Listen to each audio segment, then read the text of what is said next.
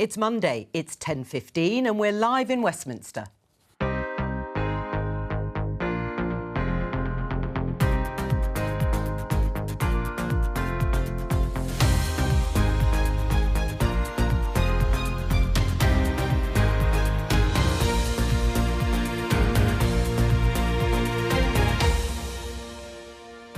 Joining me, Conservative peer Ed Vaizey, Labour MP Stephen Kinnock, Ipsos Chief Executive Kelly Beaver and writer and broadcaster Timandra Harkness. Today, the Prime Minister is in Germany appealing for unity over Ukraine. But after two by-election losses, does he have a long-term future? There's a lot to deal with without navel-gazing and thinking about who should be leader of the party and so forth. With Ukraine's capital again under attack from Russia, does the world have fatigue with the war? And we'll talk about a weekend of protests in the US as abortion becomes illegal in many states. This breakthrough is the answer to the prayers of millions and millions of people. I know how painful and devastating the decision is for so many Americans.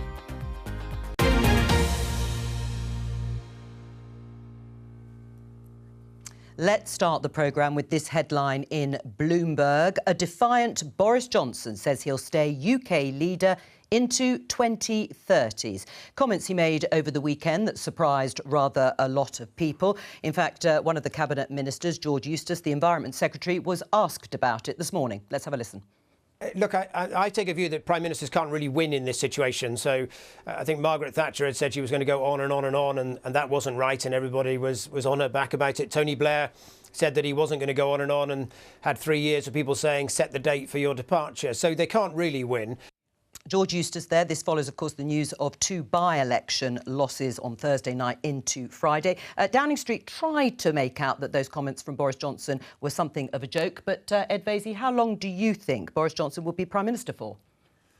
Well, that's a very good question. I mean, I think in theory he could go on till the 2030s. I was thinking about the sort of football manager analogy where people always say, you know, how do you win a football match? You score more goals than the other team. So if Boris keeps fending off leadership elections and wins another general election, he could go, in theory, on and on. And I think the thing about Boris Johnson is, to a certain extent, he defies the political rules that are set for mere mortals.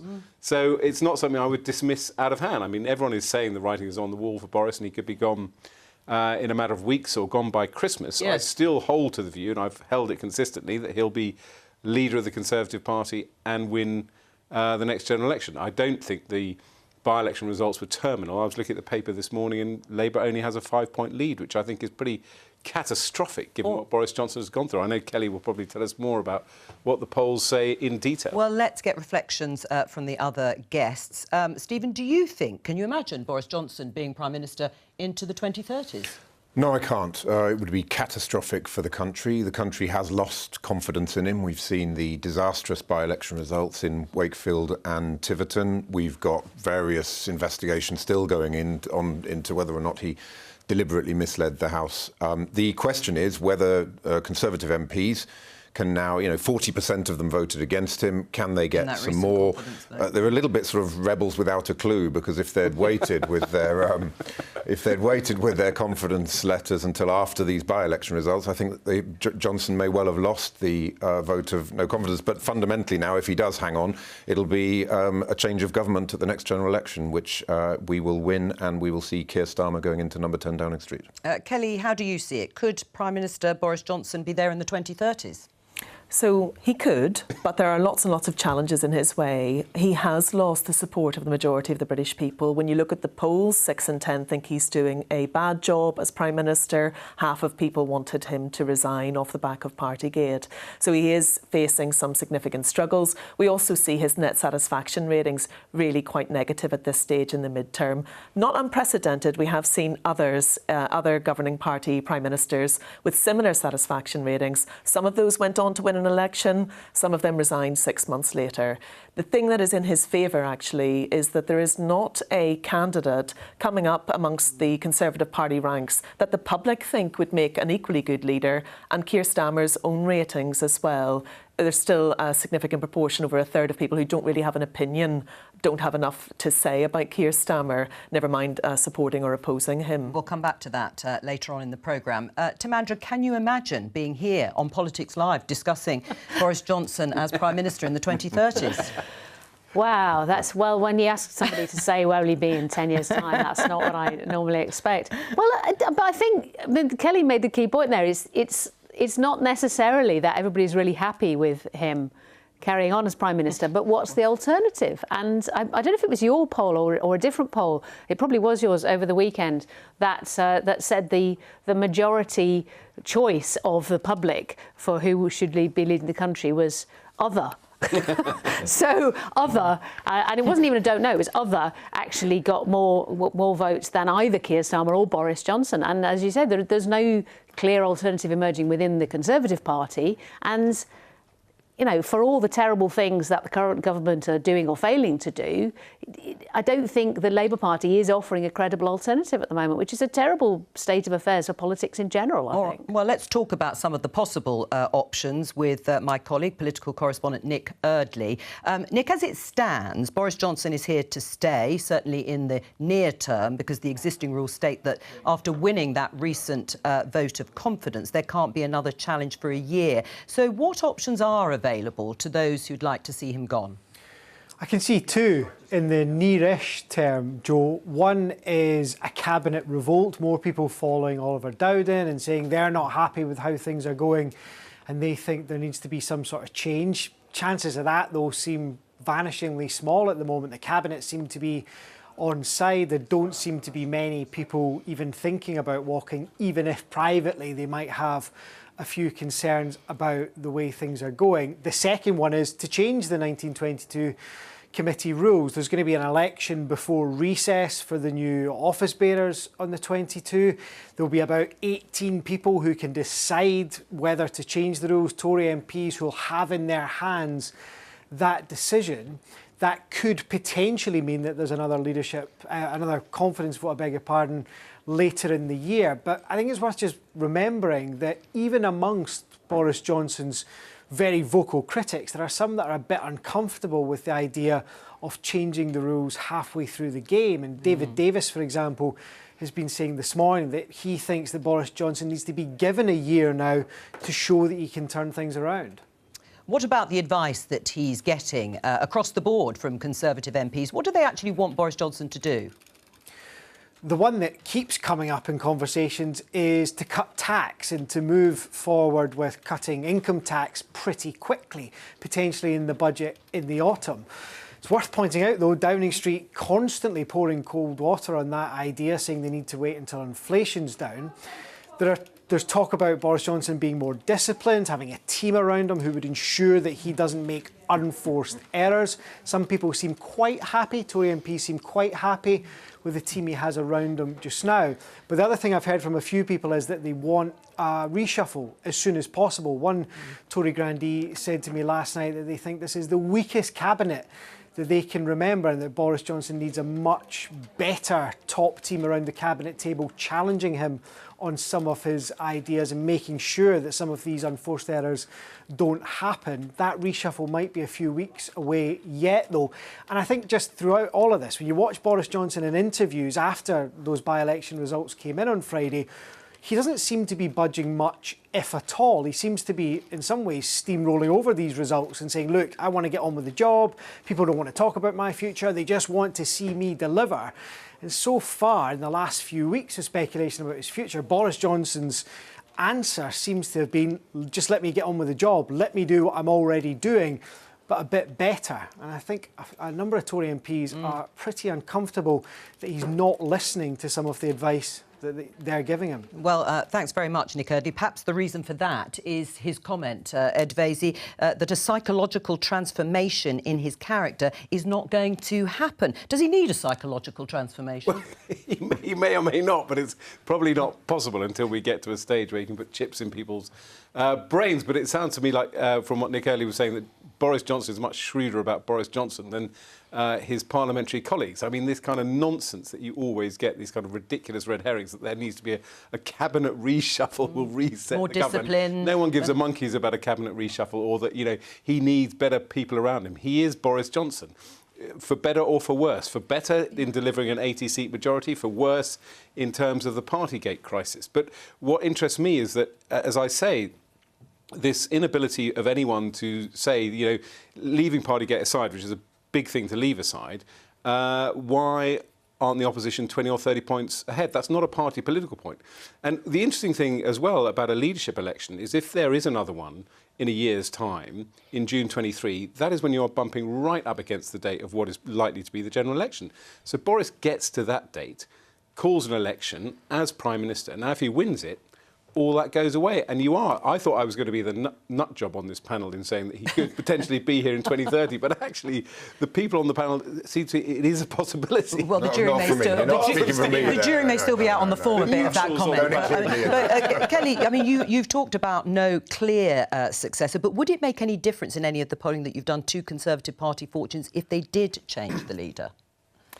I think it's really difficult to say at this point because we're talking in hypotheticals. What we do know is how some of his other MPs are polling. So we know Ben Wallace polls better than most. Sajid Javid polls better than most at the minute.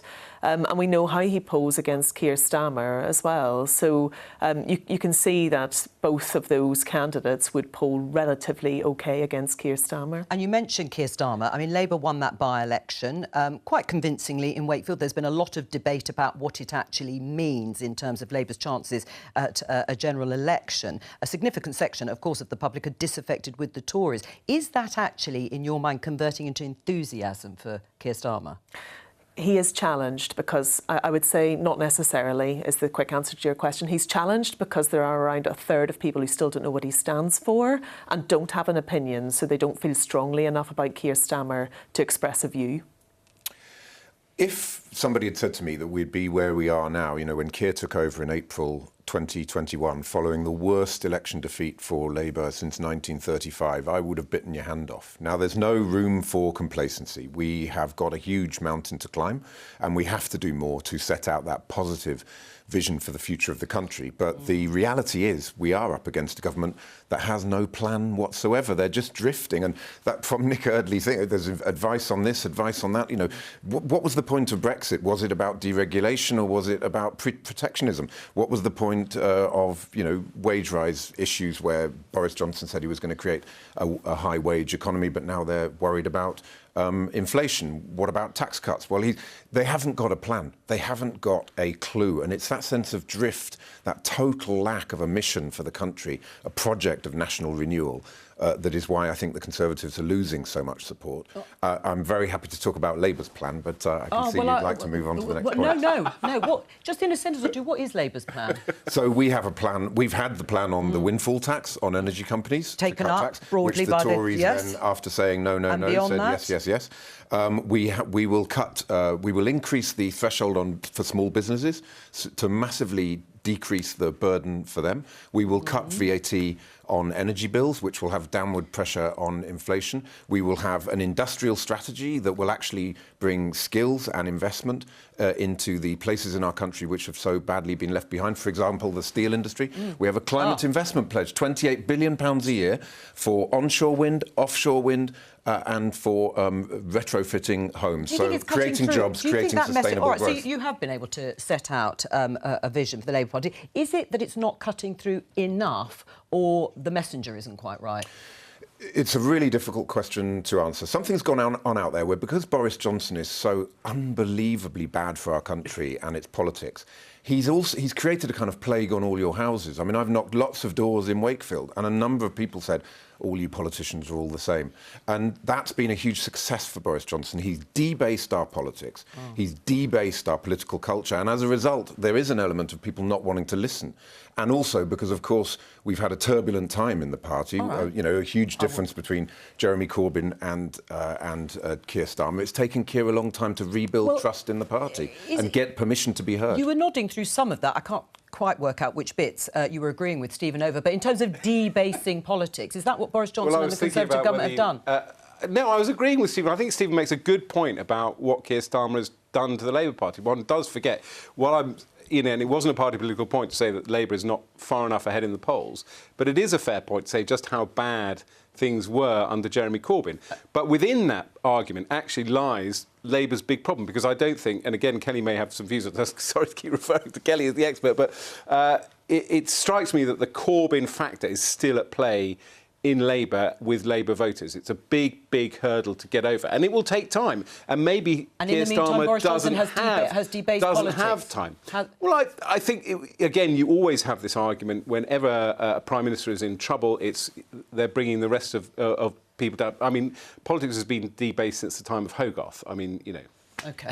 There's a nice historical context for you, Timandra. Well, I think this is actually the wrong way around. I think one of the reasons that Boris Johnson had appeal was that he precisely was not like the other politicians, that in contrast to a lot of politicians who are very polished and they're always delivering the party message and seem completely detached from the experience of most voters. Boris Johnson came along and was spontaneous and gaffe-prone and fallible, and a lot of people went, great, well, he's not like the others, because they were already disillusioned but is that going against with him politics. now? But now I think they are starting to go, oh, maybe he is actually just like the others.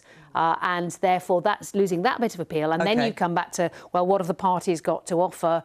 And then we're back in your territory, Kelly. Well, we are, but 2 quick points to make. Just politicians and MPs, they've never been trusted. So 1 in 10 people would say they trust an MP or a politician, and it's ever been thus since the 1960s. It is now registering, though, on our issues index as one of the top issues that people in the country are worried about. And you're right, it is a plague on all houses, not just on a specific party's houses. And then the other thing, just on Keir Starmer specifically, he is now polling better on some of the leadership traits against Boris Johnson that the public care about. Honesty, but also this thing about understanding what the key issues are that the public face. Boris used to do really, really well on that. Not so much anymore comparatively to Keir Starmer. OK, well, Boris Johnson is in Bavaria, as you heard in the headlines, in South Germany. It's for the G7 gathering of world leaders. You can see him here. This is the familiar family photo of all the world leaders looking relatively jolly, as it so happens, there in front of the Alps. One of the things, of course, central to their debate has been the ongoing war in Ukraine. Boris Johnson warning about people's fatigue. Let's have a listen to what he had to say. I think everybody came to the G7 in Germany really hearing a lot about Ukraine fatigue, the anxieties of other countries around the world about the continuing war, the effect on food prices, on energy prices.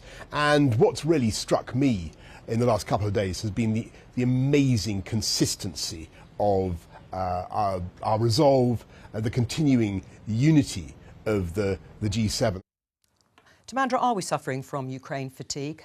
Well, I think if you look at the UK, we're probably not. I think that people still have a lot of appetite for taking the moral stance, and it's it's good to feel that as a country we're doing good, we're doing the right thing in the world. I mean, historically, we have got involved in a lot of wars because it's looked like this is a moral mission for our government to take up, for better and worse, mostly worse. But so I don't think in this country particularly there is. But I think in other countries there is, because it's hitting them much more directly. I mean, Germany's in a real quandary. They're so dependent on Russia for energy that if they were to push the sanctions any further, then it would really start to bite, thanks to their domestic energy policy, where inexplicably they closed down all their nuclear and became highly reliant on gas. So I think there's a lot of other countries which are going to much sooner go, actually, yeah, obviously we stand with Ukraine morally, but we cannot tolerate the cost, the impact of this war indefinitely. What do you think, Stephen? I mean, we in the media are probably, or parts of it, guilty for not covering the Ukraine war in quite the way we did at the beginning. Do you think we are guilty of some sort of fatigue? I think the problem with a war of attrition is that it's a stalemate, and so there isn't a lot that moves the news agenda on. So I understand why it's difficult to keep that interest going, because not a huge amount is changing on the ground. But we have to. We simply have to. This is not a war in a far-away country between peoples of whom we know little. This is about the front line of democracy and liberty. And if we don't face Russia down now, then we will potentially face a much more serious and more costly situation in the future. So we have to keep the support there for Ukraine. We have to keep arming the brave Ukrainian resistance. We have to deal with the issue in Odessa and the Black Sea and the weaponizing of food supplies, which is just such a disgraceful thing that the Russians are doing. So, the answer to the question is inevitably somehow interest drops away. We have to keep it on right at the top of the news agenda and of the political agenda. Ed?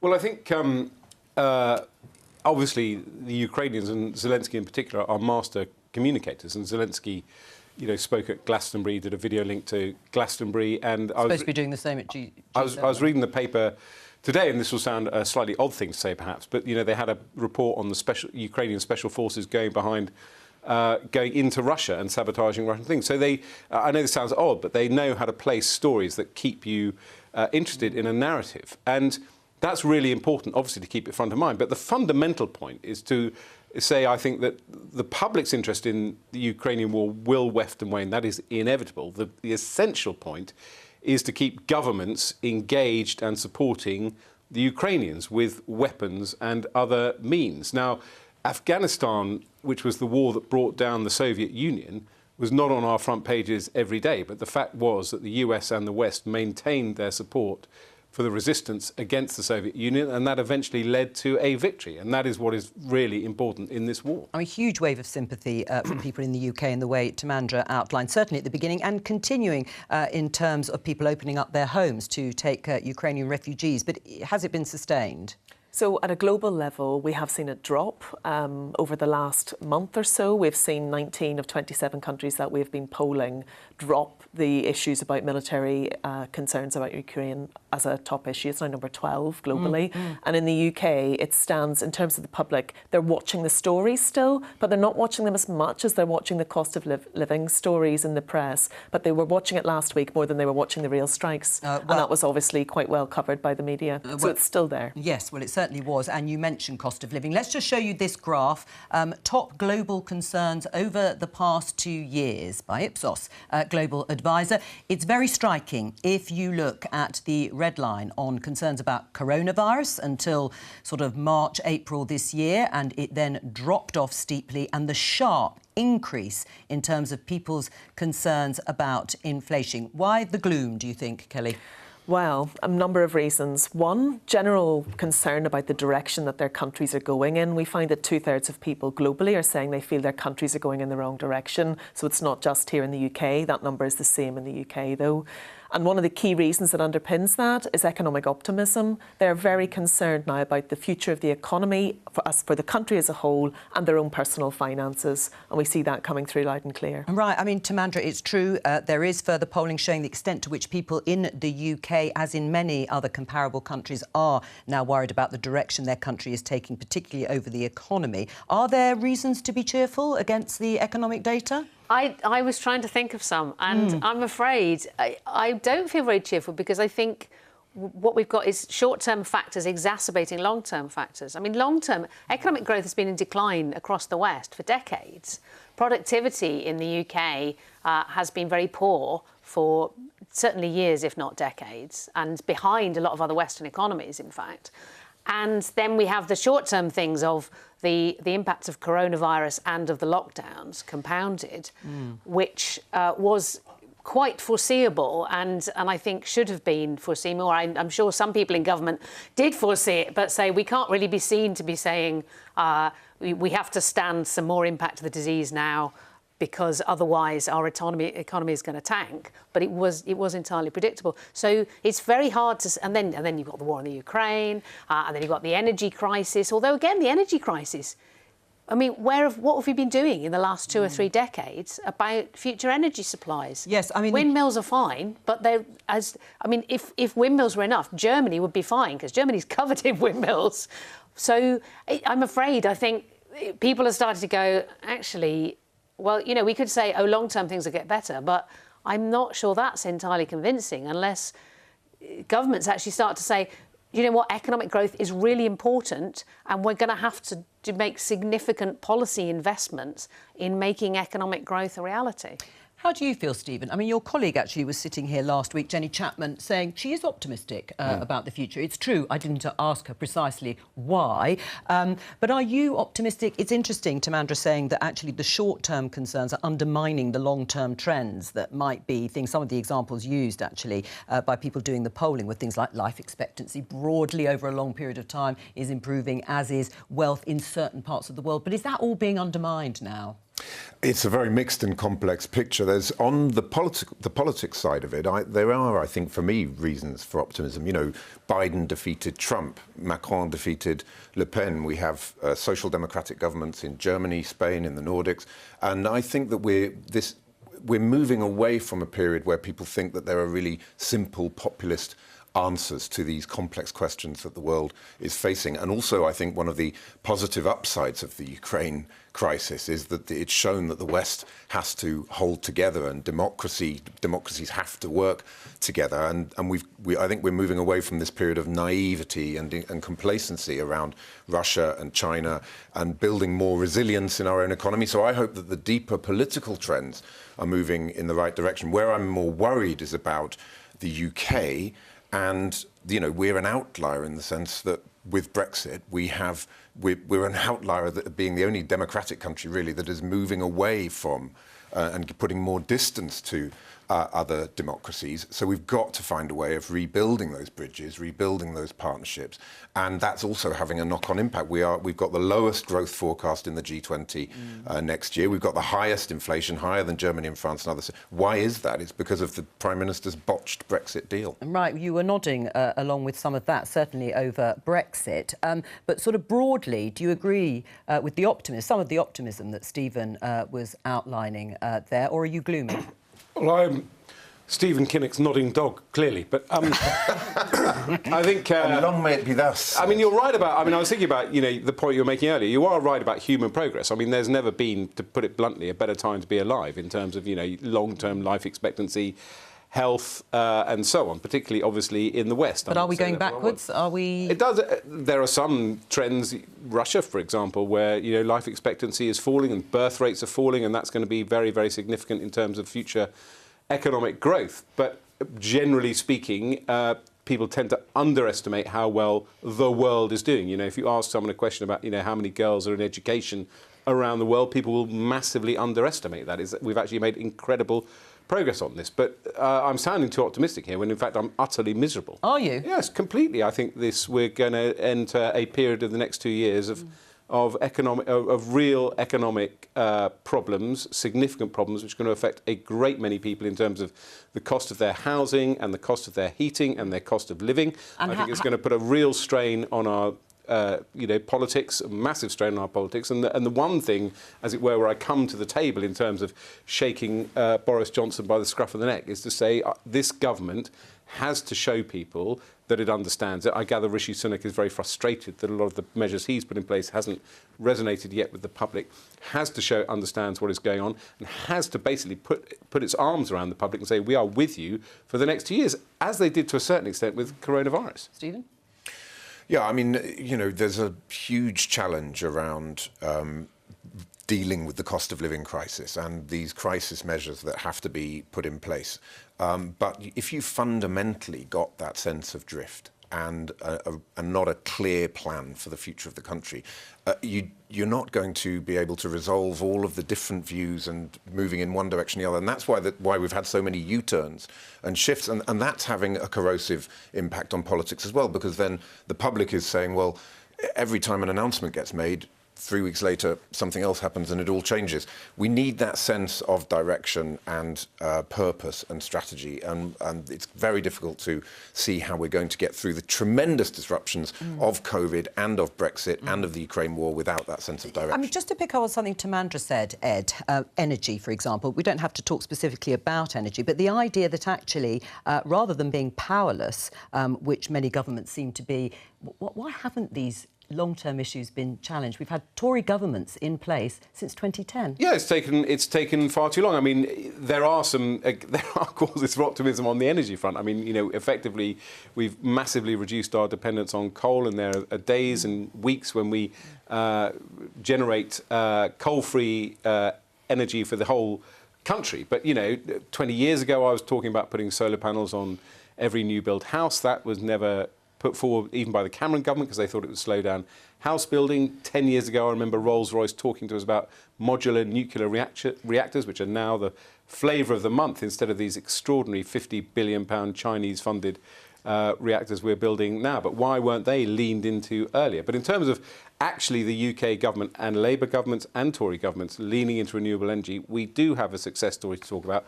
Offshore wind, we're one of the leading countries in the world on offshore wind, and we've created industries in this country which drive economic growth as well as contributing to our energy supply. Well, Kelly, you mentioned strikes. Of course, the strikes last week by railway staff have been another ballot, this time of BA workers, British Airways workers at Heathrow Airport. David Lammy, the Shadow Foreign Secretary, was asked about it yesterday. This is what he had to say. It would not be right, it would not be responsible opposition if I suggested yes to every strike, you should get your... No one So would do you support them or not? No, I don't. No, I don't. It is a no. It's a categorical Why? no. Because I'm serious about the business of being in government, and the business of being in government is that you support negotiation. Hardline position there, Stephen. Is that a no to every strike or any strike, whatever the circumstances? My understanding of what David was saying there was that he didn't think that every pay demand can and should be met in a time of inflation, and that is, that's up for negotiation between the unions and employers. The Labour Party absolutely supports the right to strike. We are a part of the Labour movement. We exist to get better terms and conditions for working people. And when the head of Network Rail is making £500,000 a year, when you're seeing the government trying to lift the cap on bankers' bonuses, I think that people who want to strike to get a few more percent in when they've actually been having a real terms pay cut for years and years and years are absolutely justified in doing so. I mean, Sharon Graham, the General Secretary of Unite, has accused David Lammy of literally launching a direct attack on workers, on BA workers specifically. What do you say?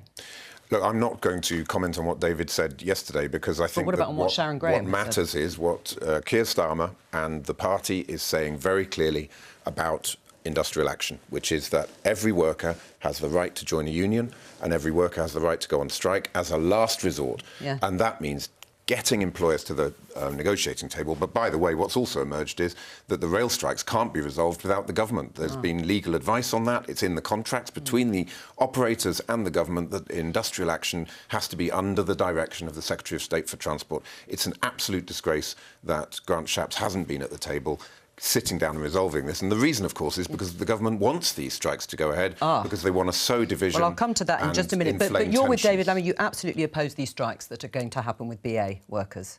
No, I don't. I think that the workers have the right to strike. It should be a last resort, and I hope that there will be a negotiated settlement. And, you know, that is the position of the Labour Party. Do you see it as a complete failure, Ed Vaizey, by the government, that these strikes went ahead, continued to go ahead, and we're going to have a summer of discontent? No, I don't. I don't think the government wants these strikes in any shape or form. And I do think that, rather as we talked about George Eustace earlier about Boris Johnson's dilemma of whether he says he's carrying on or not, the idea of Grant Shapps getting involved in these negotiations, which then perhaps go wrong, and he is then sucked into the maelstrom, I think he's quite right to stand aside. And I think Stephen is slightly misleading there in the sense that it may require Grant Shapps to approve the terms of a deal and a settlement, but it certainly doesn't. He's not required to take part in the negotiations. There's a perfectly good chief executive of Network Rail who can do that. But what you've just seen from Stephen is another example of the difficulty Labour has in breaking out. When I was watching David Lammy's interview, I was thinking if I was a floating voter, I'd be cheering that guy along, saying at last we've got an opposition that's serious about government. But he's just been contradicted by one of his own colleagues, and you've got Labour MPs contradicting Keir Starmer and going on the picket line. I'm not saying that again. It's not a party political point. It's just a straightforward example of a real problem for the Labour Party because they're all over the shop on strikes. Do you agree you are saying something different to David Lammy?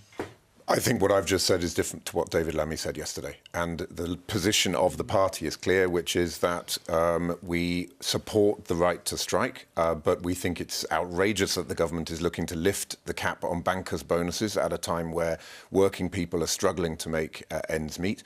And we think it's outrageous that the government isn't actually facilitating the talks. They're doing everything that they can to block them. So that is the clear position. All right. On Friday, the United States Supreme Court, the highest court in the land, overturned a decades-old constitutional right to abortion at a federal level, commonly referred to as Roe versus Wade.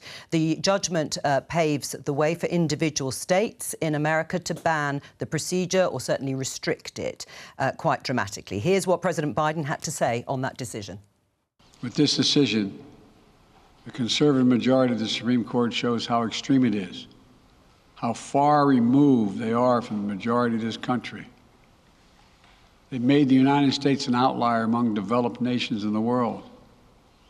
But this decision must not be the final word. Let's talk to Sarah Elliott from the organisation Republicans Overseas. Hello to you, Sarah. What did you think of what President Biden just said about America being an outlier in the developed world? And it's not the final word on this. Well, we have been an outlier in terms of abortion in the world because our abortion laws have been extremely radical because of Roe v. Wade. Because of the past 50 years and the Supreme Court decision by 9 Supreme Court justices in 1973, we couldn't actually restrict abortion to reflect actually where most Americans stand. So right now, including our vice president, believes an abortion can happen at 38 weeks.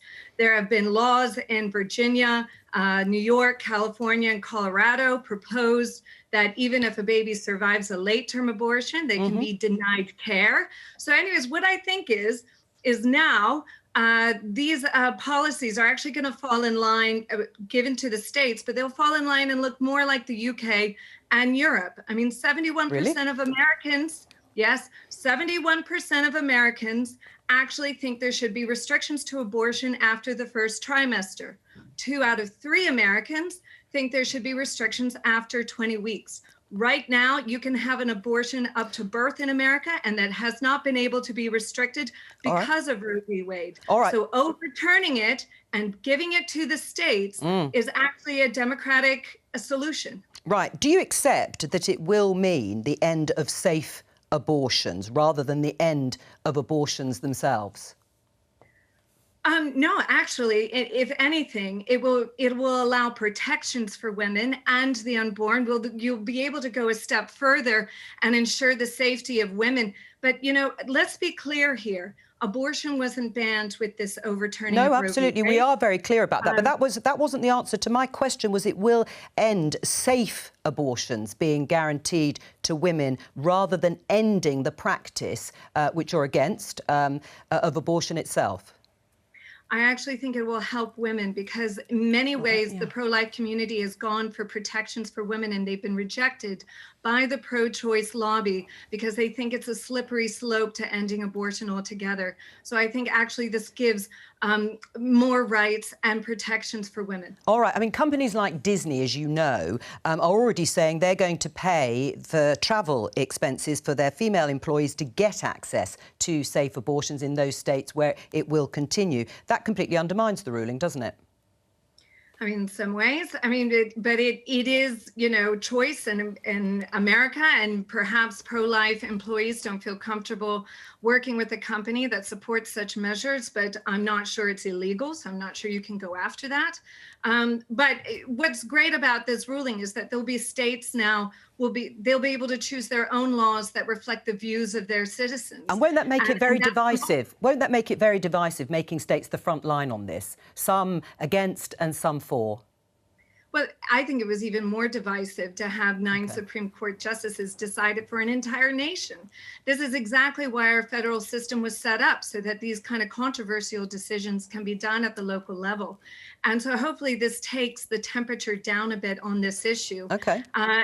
And it will also do a complete political realignment with our political parties. Sarah Elliott, thank you very much. What's your reaction to that, especially this idea of democracy being upheld here, overturning Roe versus Wade, that decision nearly 50 years ago, and allowing the states individually to take? Well, unfortunately, I think this reflects the problem with America having founded a woman's right to bodily autonomy to choose whether to continue with a pregnancy, which, I mean, I think is fundamental to treating women as full human beings, basically. I should have the autonomy to decide what happens with my body.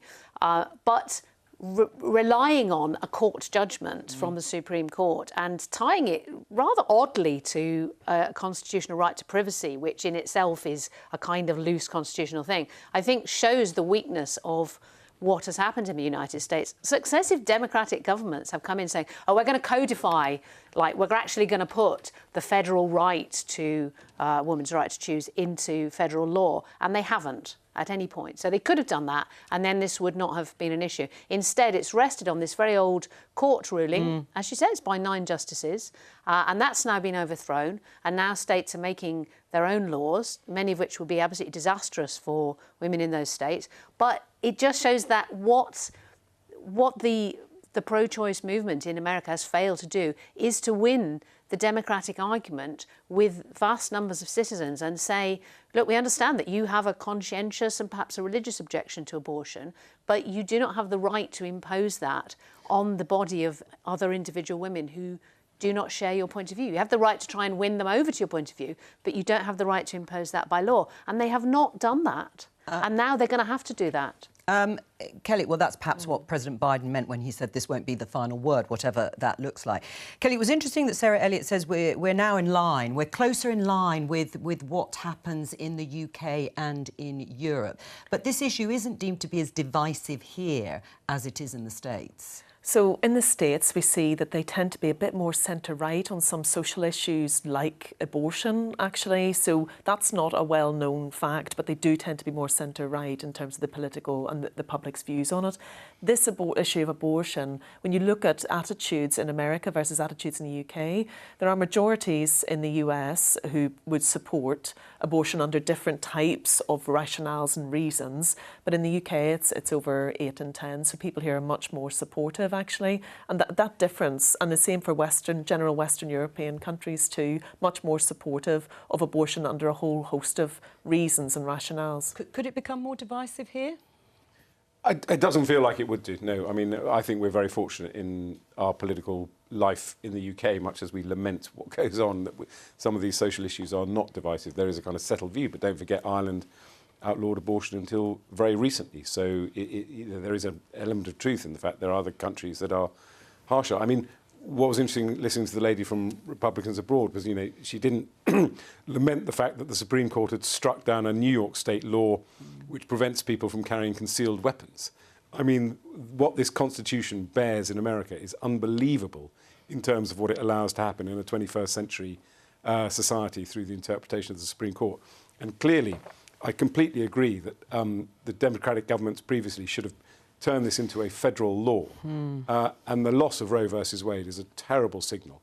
And lots of states are actually outlawing abortion. They're not bringing it back to a European norm. They're outlawing. Well, I mean, on that, Stephen, doesn't this ruling show that we can't assume necessarily that the world, the Western world in particular, is going in one direction when it comes to greater access to abortion services and clinics? Well, I think there's violent agreement on the panel that this is a terrible step in the wrong direction in the United States, and we absolutely can't assume anything. We should never be complacent. I think we have to recognise that human rights are the overarching architecture of all of our laws and all of our politics, and people's human rights should come ahead of any other constitutional considerations. I mean, the federalist system they have in the United States works in some ways. In some ways, it just doesn't work. It's a moral issue which should be way above all of that. That's all we have time for. We're on at the earlier time of 10:15 again tomorrow, so get up early. That's because of coverage of the tennis on BBC Two, and we'll be on a bit earlier than usual throughout most of the Wimbledon fortnight. From all of us here, bye-bye. Have a lovely day.